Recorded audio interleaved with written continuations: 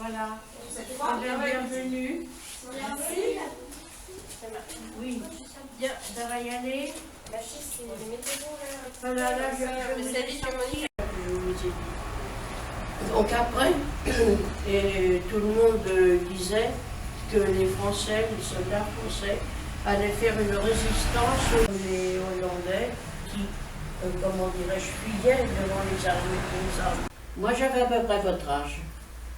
J'avais à peu près votre âge quand les bombes sont tombées. J'ai eu très peur le jour du bombardement. J'habitais pas ici, j'habitais de l'autre côté de la place chez mes grands-parents et j'ai eu très très peur de ce bombardement. Ça a été affreux. C'était un gros traumatisme après la guerre, je ne pouvais plus entendre un avion. Quand il y avait un avion la nuit, je me levais. J'ai 95 ans. Voilà. Je suis une des rares personnes maintenant à avoir vécu cette époque et à pouvoir en témoigner. C'est pour ça que nous avons fait le chemin de mémoire le long du Cher, de Saint-Georges à Saint-Clément. Parce que les Allemands voulaient l'emprisonner peut-être plus mal, que ma maman a été arrêtée, elle a été déportée, à son costume de déportée que je vous ai mis là, et Madame Orlovski, qui, elle, a étudié les camps de concentration allemands et qui va vous en parler tout à l'heure. Voilà. Qui participait quand même, et qui a participé après au maquis. Alors mon père s'est donc sauvé pour être arrêté par la Gestapo. Il est allé au maquis Lorindre, plus menu que maintenant, et toutes mes affaires lui étaient trop grandes. Je me souviens, c'était la mode des petites jupes plissées bleu marine. J'avais une petite jupe plissée bleu marine, et c'était trop grand pour maman. Voilà. Avec beaucoup aimé. Ah oui, c'était un film. Et elle était impressionnante quand elle est rentrée avec son costume rayé de bagnarde. Voilà. Bon, autre question? Non?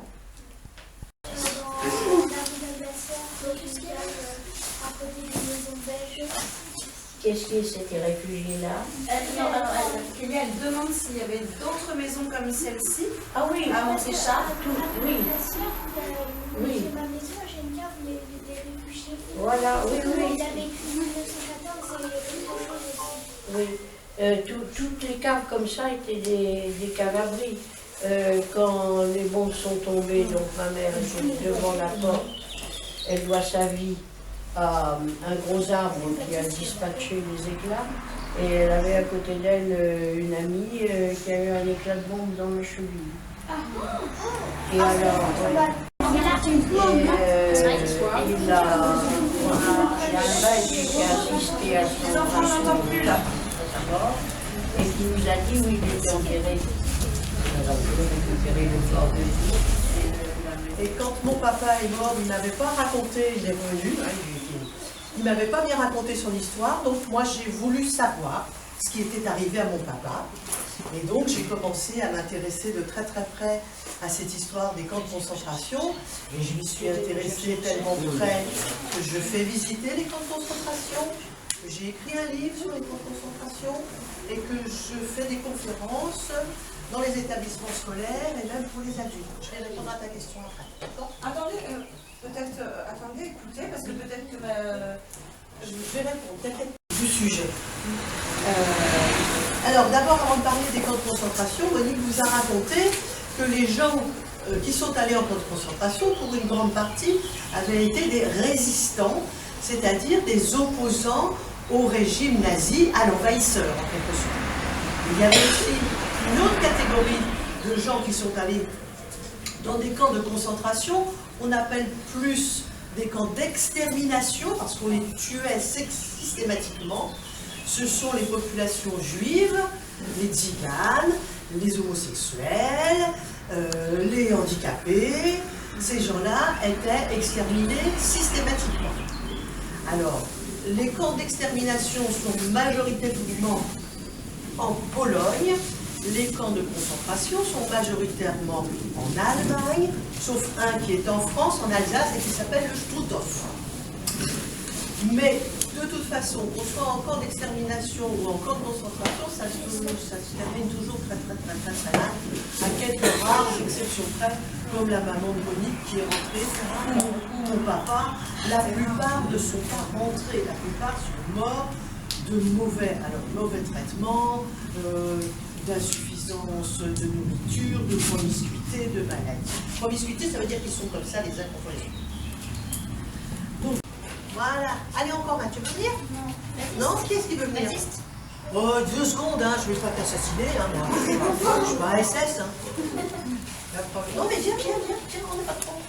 Voilà, alors dans le train, ils sont entassés comme ça, debout. Voilà. Ça dure 3 jours. 3 jours sans manger. Comme ça, 3 jours. Alors maintenant, essaye de t'asseoir. Et t'as envie de faire pipi, comment tu fais?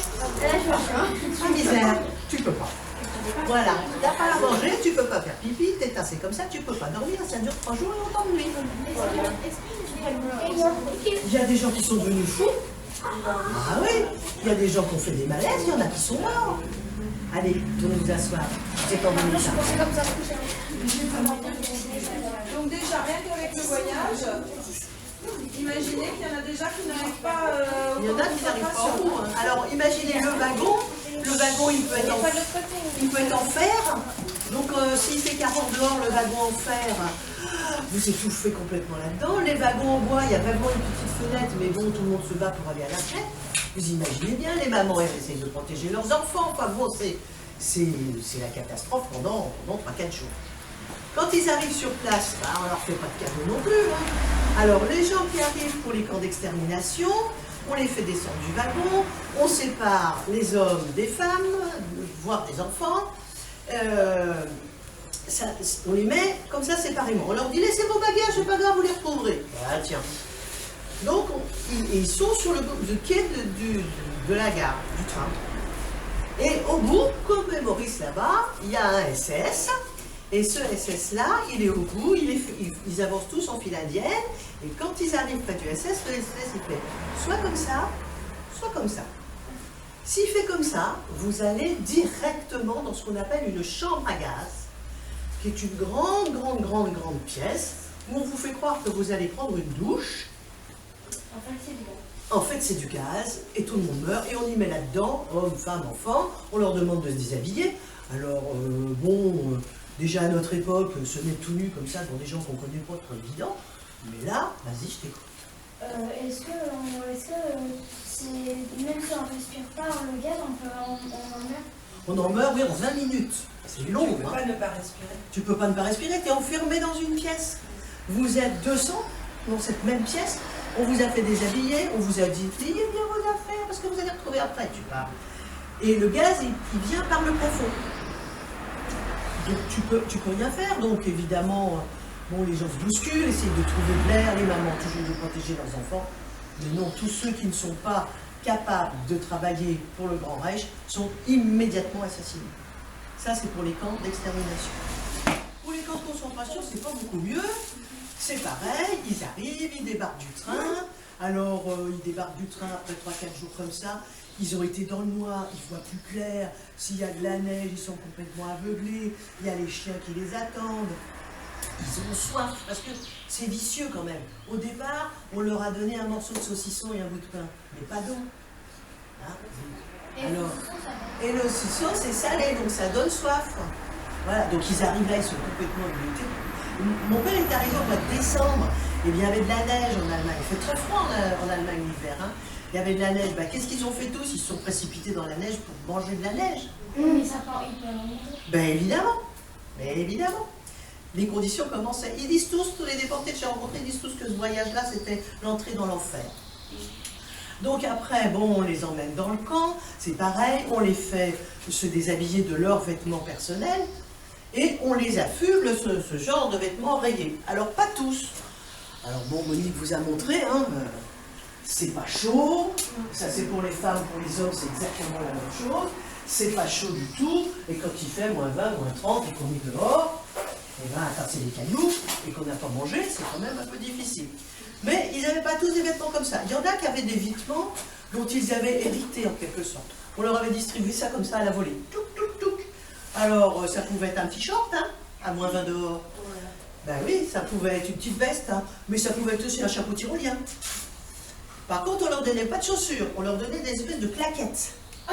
Alors, pour marcher dans la neige, les claquettes, c'est pas vraiment heureux. Et puis, les camps de concentration, c'est pas goudronné par terre, hein. C'est des cailloux, de la terre, des choses comme ça.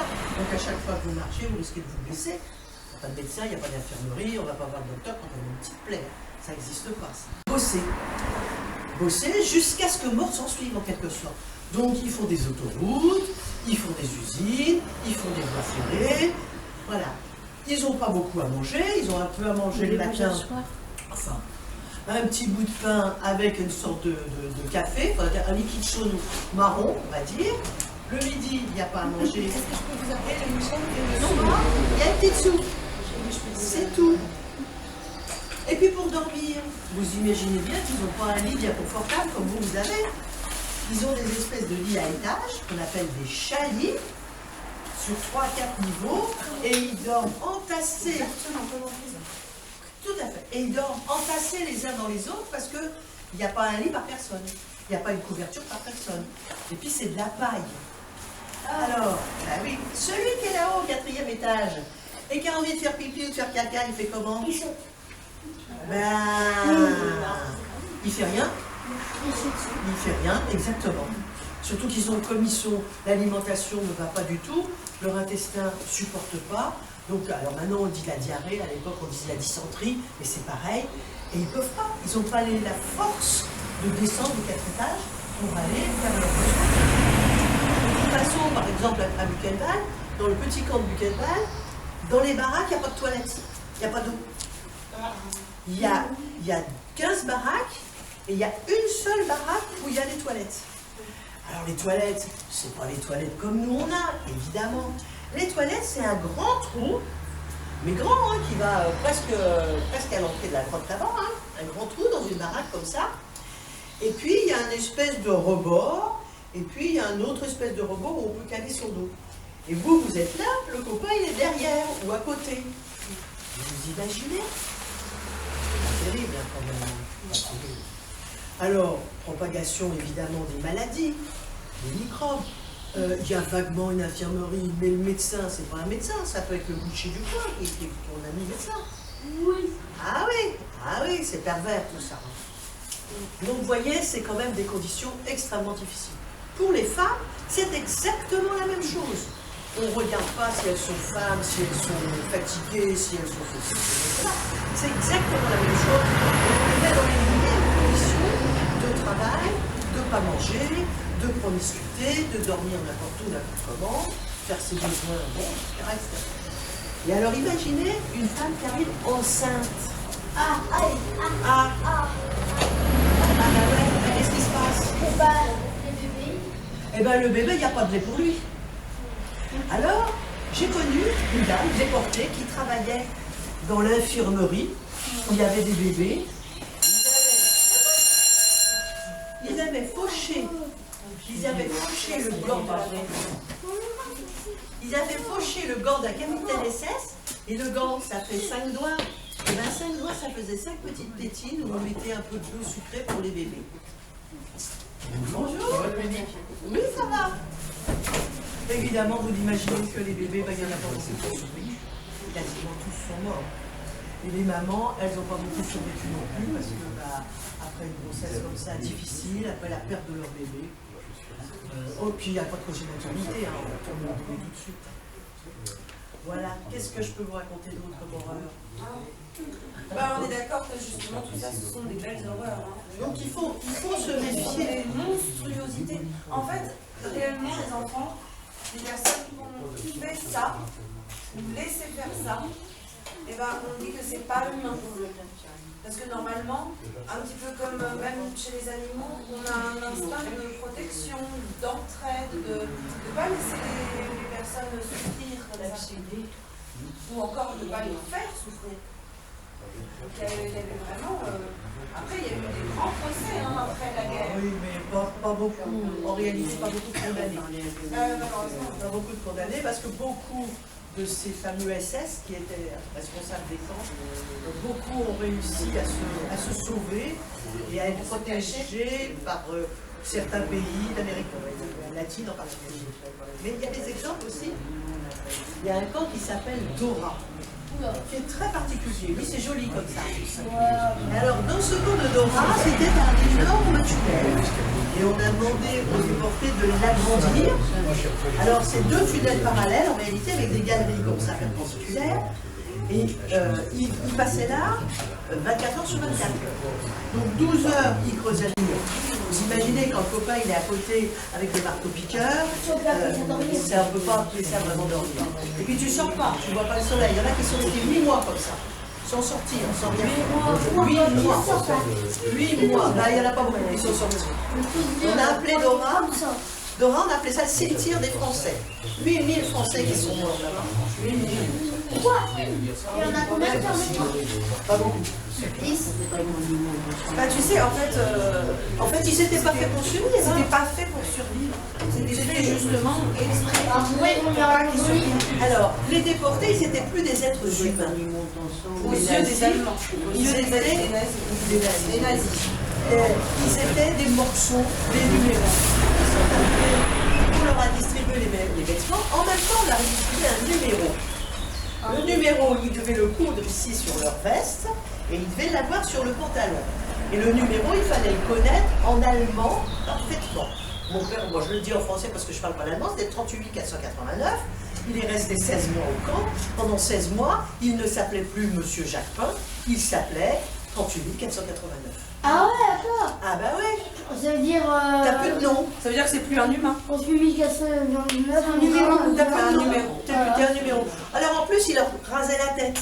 Pas monsieur. Pour que si jamais ils Comme à voulaient l'armée. se sauver, pire qu'à l'armée, parce que si jamais ils voulaient se sauver, comme ça on les reconnaissait. Ceux qui n'avaient pas des vêtements comme ça, ils avaient des vêtements où il pourrait y avoir une marque dans le dos, une cible. Comme ça, s'ils se sauvaient, on pouvait leur tirer dessus. Alors les coiffures, il y avait 2 sortes de coiffures.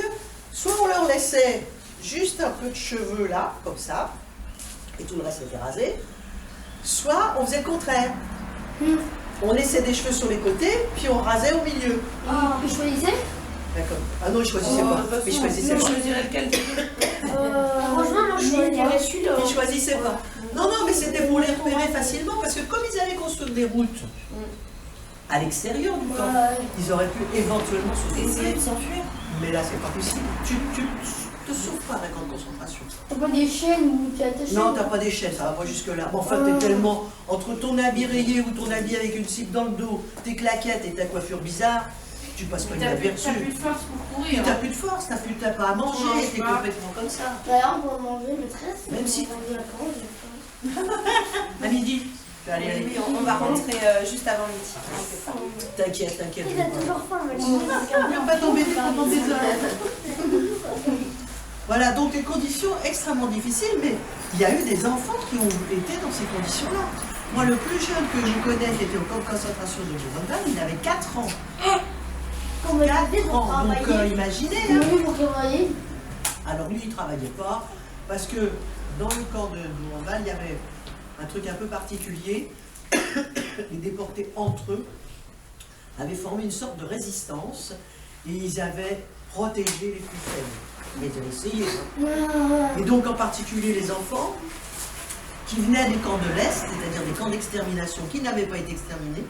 Il y en a 800 qui se sont retrouvés là, et ils sont sortis vivants. 904 sont sortis vivants très exactement, dont peut-être un jour vous entendrez parler de son nom, Elie Wiesel, qui a été prix Nobel de la paix quand même. D'ailleurs, il n'y avait pas un livre. Oh, il y a beaucoup de livres. Des livres, il y en a beaucoup. Mais c'est quoi le titre de votre livre? Alors mon livre, il s'appelle Buchenwald par ses témoins.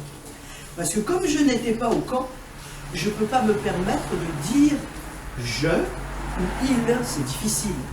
Donc j'ai utilisé des témoignages de déportés pour illustrer à chaque fois que je disais quelque chose. Tu vois? Donc c'est Buchenwald par ses témoins.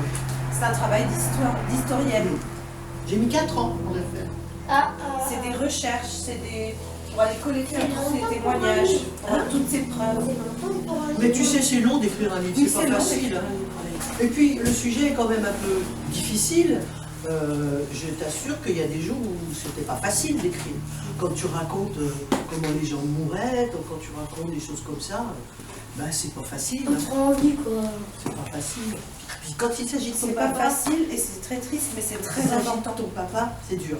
Oui, je t'écoute. Il y avait combien de l'écran? Alors, des camps, il y en avait beaucoup, beaucoup, beaucoup. Alors, il y a ce qu'on appelle les grands camps. Il y en a une dizaine. Mais les grands camps sont divisés en petits camps, sous-camps, qu'on appelle les commandos. Et moi, je te parle de Buchenwald parce que c'est celui que je connais le mieux. Buchenwald avait 186 commandos. Alors, Dora, qui était au départ un commando de Dora, de Buchenwald, il y avait 15 000 personnes dans ce camp-là. Ça suffit. Ça prend du temps? Tu peux pas t'aider. Ah non, tu peux pas. De toute façon, dis-toi bien, parce que vous avez entendu parler, qui est devenu après ambassadeur, enfin bon, qui a fait des choses à des livres, en plus quelqu'un de très très très gentil. Et Monsieur Hessel, il est arrivé avec un certain nombre d'alliés américains, anglais, bon, parce qu'il travaillait avec Londres, du général de Gaulle. Bon. Il arrive à Buchenwald et tout le monde savait que si jamais les SS savaient qui il était, il allait être tué immédiatement. Alors pour le protéger, ils ont interverti son identité avec un qui était mort. Donc il a arrêté de s'appeler Stéphane Hessel, il s'est appelé Michel Boitel pendant le reste de sa déportation. Et il a été sauvé comme ça, parce que les SS, ils ont cherché Stéphane Hessel, et ils n'ont pas cherché Michel Boitel, puisque Michel Boitel, voilà. C'est pas le même. Et Stéphane Hessel est mort du typhus, soi-disant, alors que pas du tout. C'est une maladie qui est liée avec les piqûres de puces. Et je t'ai expliqué que dans les camps, on ne pouvait pas se laver. Ah, d'accord. Donc les puces, il y en avait partout. Les puces, les poules, et tout ce que tu veux. Et il n'y avait pas moi, il n'y avait pas de traitement, il n'y avait rien du tout. Donc on pouvait en mourir. De cette histoire-là. Ah non, c'est pas facile. Hein.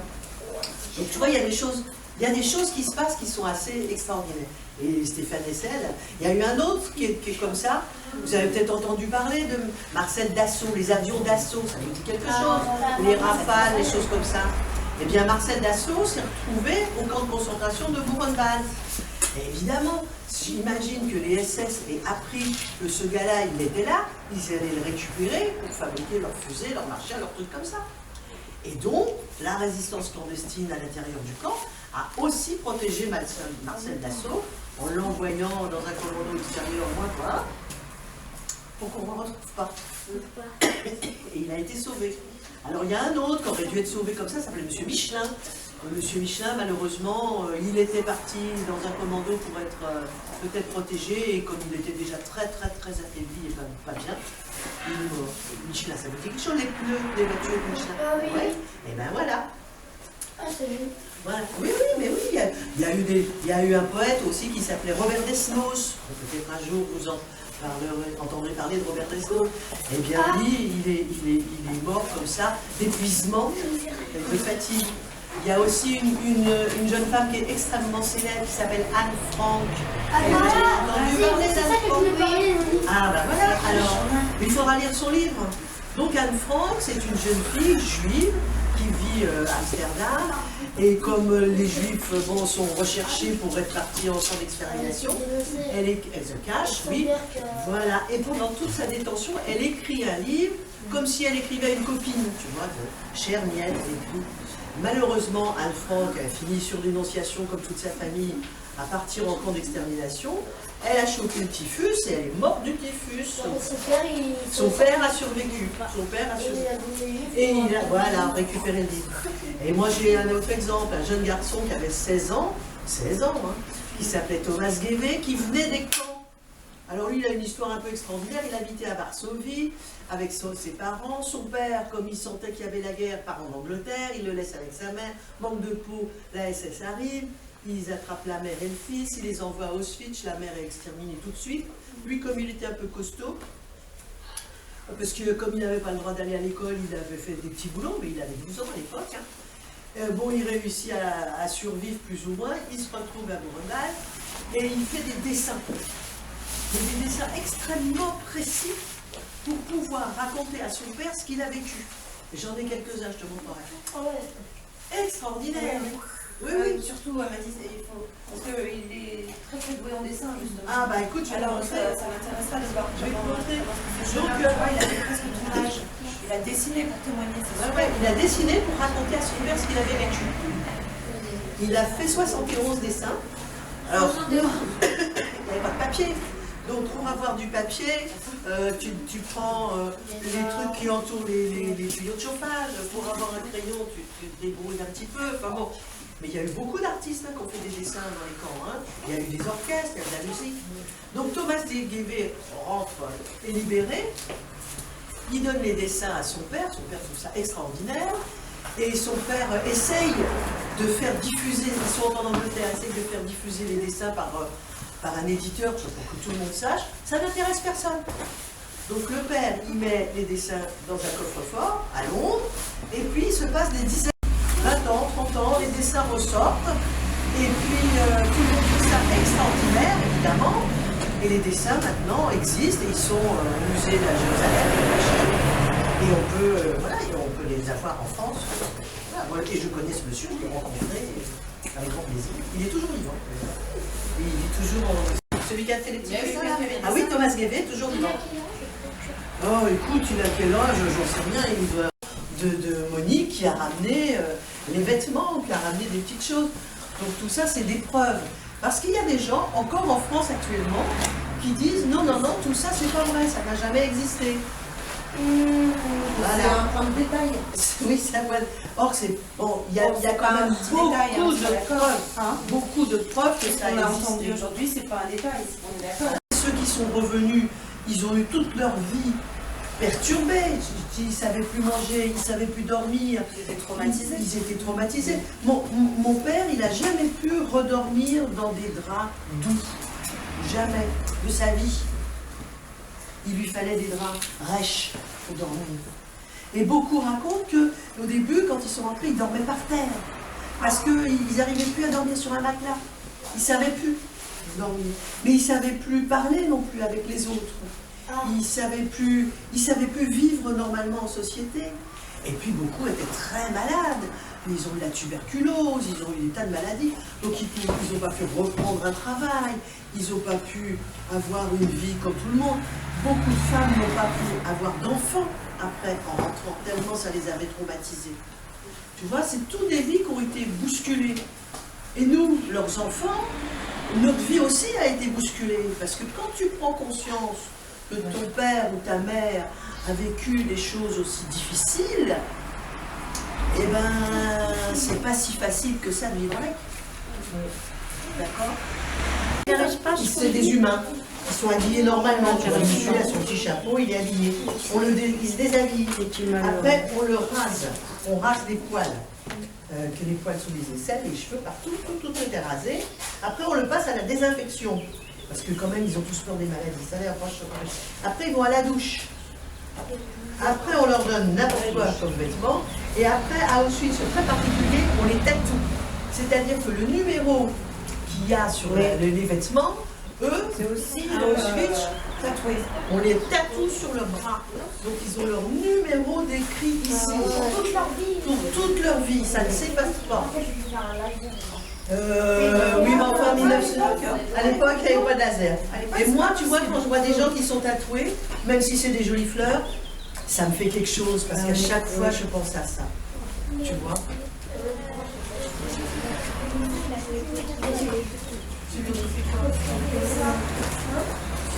Ah oui, Thomas Guévé, il a toujours son tatouage.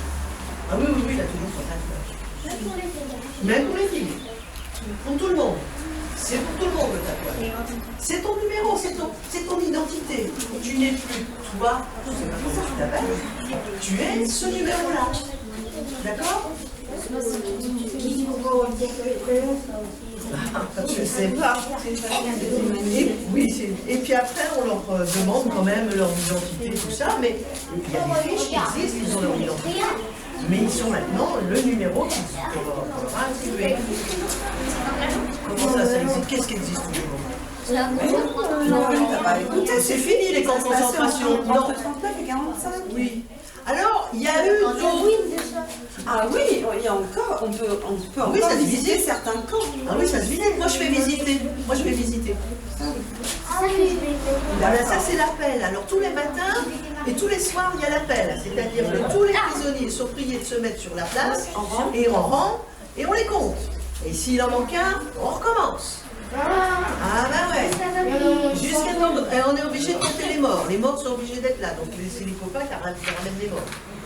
Là, pourquoi il y a eu Mais ça c'est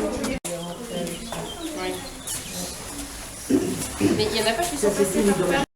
J'avais une dernière chose à montrer, je sais pas si elle est. Est-ce qu'ils sont déjà.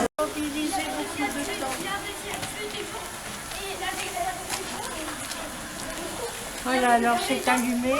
Il a pris, parce que de l'équipe, il a donné la chute des armes aux gars. Alors on reculait le camion jusque là.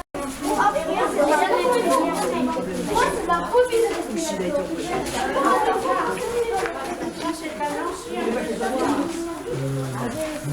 Ça sert plus. On faisait nourrir le vin, c'était. Regarde, on mettait les armes dans ce trou-là qui est profond. Et après on les murait et le décorateur imitait la moisissure et les. Faut pas qu'il y ait un mur tout neuf, tu comprends, Lorraine, sinon ils auraient été découverts. Quand la Gestapo est venue, ils ont tapé à 30 cm. Ah oui. Et c'était devant notre femme de ménage qui était au courant de tout, qui a tout vu, et à qui on disait dites-nous où est fermé le terroriste. Et elle leur répondait fermer un terroriste. Il aurait eu peur d'un pétard de 14 juillet. Elle crânait comme ça des balles avec les gens. Et puis quand ils étaient partis, ils traversaient la place, elle était non qu'ils s'effondrait, elle pleurait. Et oui. Il fallait se faire bonne figure devant les Allemands. D'autant plus que les Allemands lui disaient votre mari est venu en Allemagne. Alors voilà.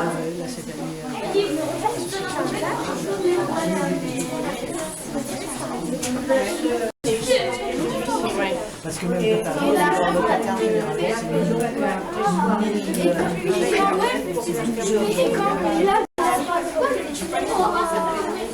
On les canons dans les soins.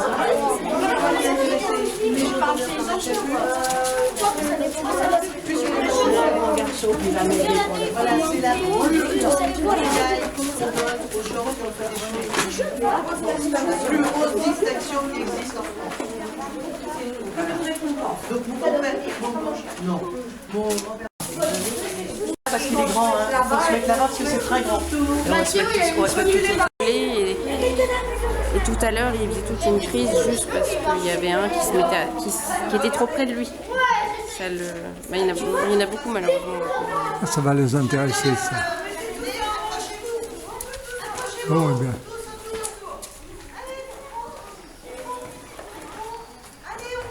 On va essayer de là-haut.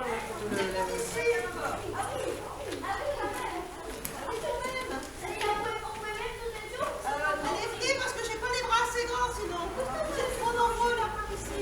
Venez par là. Ah, les gosses.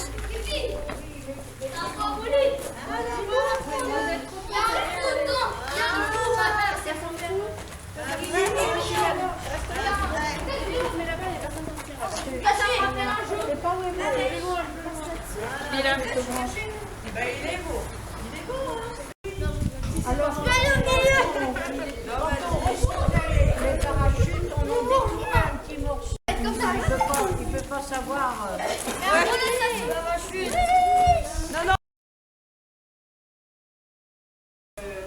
y avait des conteneurs. Alors, les arbres arrivaient dans des conteneurs superposés, à peu près comme ça, emboîtés les uns dans les autres.